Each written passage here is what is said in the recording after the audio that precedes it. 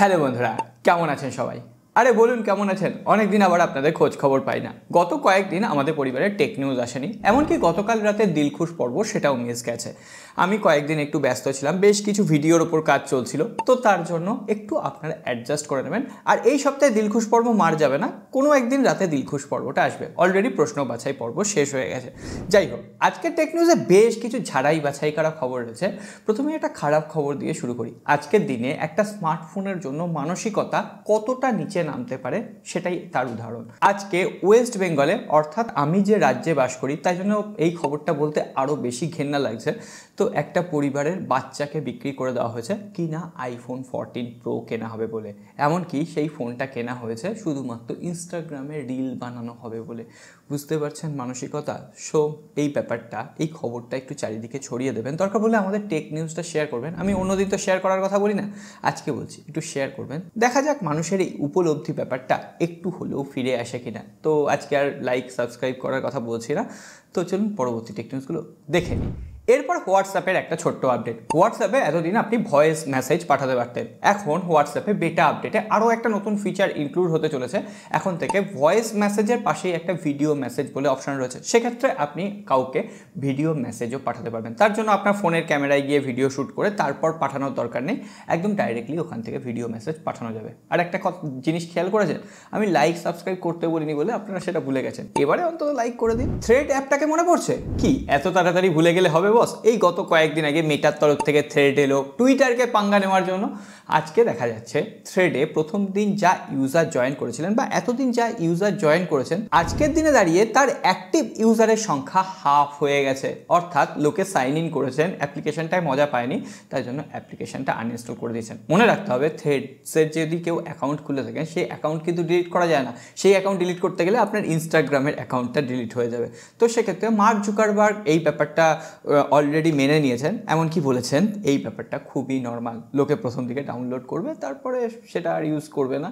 তো দেখা যাক, টুইটারের সঙ্গে থ্রেডসের আর এবার অন্তত পাঙ্গা নেওয়া হলো না। Q2 2023-তে টপ 5 স্মার্টফোন ভ্যান্ডারের রিপোর্ট সামনে চলে এসেছে এবং এটা কিন্তু ক্যানালিসিসের একটা রিসেন্ট রিপোর্ট। সুতরাং এই রিপোর্টটাকে ট্রাস্ট করা যায়, কারণ এই রিপোর্টটা আমি দেখাচ্ছি এখানে। দেখুন, প্রথমবারের জন্য টপ 5-এ ট্রানজান কোম্পানি সামনে এসছে। আর এই কোম্পানিটা হচ্ছে ইনফিনিক্স, টেকনো, আইটেল, এই তিনটে কোম্পানির একটা যৌথ কোম্পানি। তো সেক্ষেত্রে বুঝতেই পারছেন ইনফিনিক্স, টেকনো এরা কিন্তু খুবই ভালো কাজ করছে। আর কয়েকদিনের মধ্যেই তো ইনফিনিক্স GT 10 Pro 20,000 রুপির নিচে আরও একটা বেস্ট স্মার্টফোন হতে চলেছে। বেস্ট স্মার্টফোন বলবো না, বেস্ট গেমিং স্মার্টফোন হতে চলেছে। তো ওয়েট করুন, ওই ফোনটার রিভিউ আসবে। এক্সাইটিং একটা ফোন।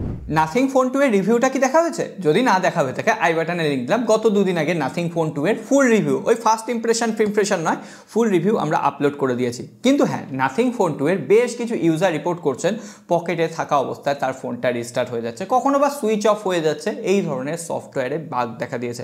এমনকি একজন ইউজার নয়, বেশ কিছু মাল্টিপল ইউজার টুইটারে লেখালেখি শুরু করে দিয়েছেন।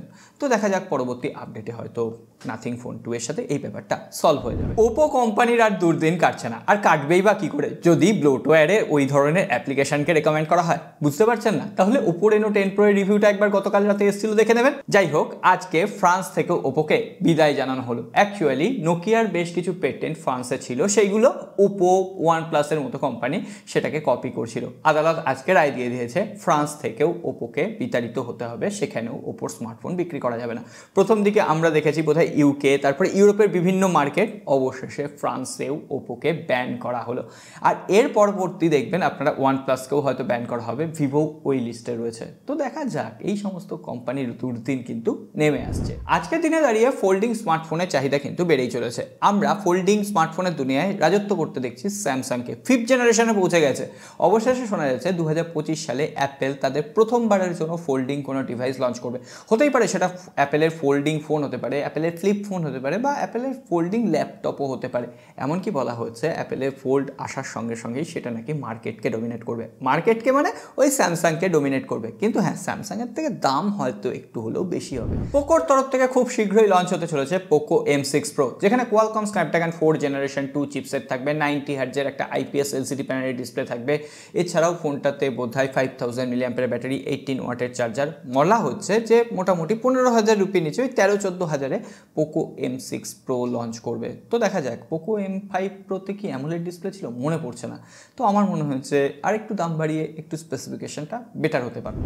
তাহলে টেক নিউজ আজকে শেষ করব স্যামসাংকে দিয়ে। স্যামসাং গ্যালাক্সি S24 প্লাস এর ইউএস ভ্যারিয়েন্টটা কোয়ালকম স্ন্যাপড্রাগন 8 জেনারেশন 3 চিপসেটের সঙ্গে গিগবেঞ্চে এনলিস্টেড হয়েছে বা বিভিন্ন মাল্টিপল ওয়েবসাইটে এনলিস্টেড হয়েছে। সুতরাং ইউএস বা ইউরোপের মার্কেটে এই বছরও কোয়ালকম স্ন্যাপড্রাগনের প্রসেসরের সঙ্গে S24 সিরিজ আসছে।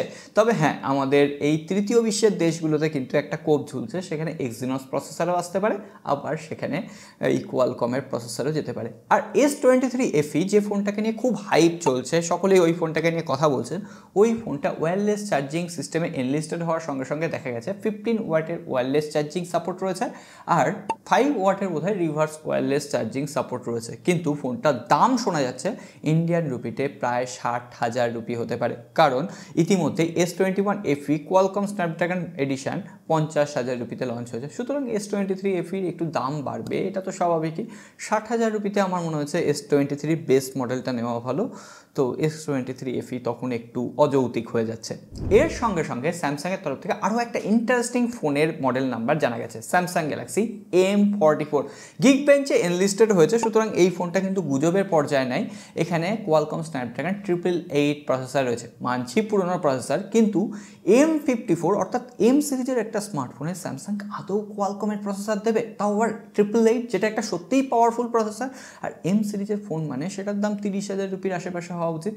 তো 30,000 রুপিতে স্যামসাং এটা দেবে বলে মনে হয় না। ওই গিগবেঞ্চে এনলিস্টেড হলো, আদৌ লঞ্চ করবে বলে আমার অন্তত মনে হয় না। তাহলে আজকের টেক নিউজ আপাতত এইখানেই শেষ করছি। কোথাও গিয়ে যদি টেক নিউজটা ভালো লেগে থাকে লাইক কিন্তু করতে হবে বস। লাইক না করলে না এই ভিডিওগুলো অন্যদের কাছে রেকমেন্ড হচ্ছে না। আর নতুন হয়ে থাকলে সাবস্ক্রাইব করে রেখে যাবেন এই ধরনের গুরুত্বপূর্ণ খবরগুলো সবার আগে পাওয়ার জন্য। আজকে আর কথা বলছি না, ভালো থাকবেন, দেখা হবে আগামী পর।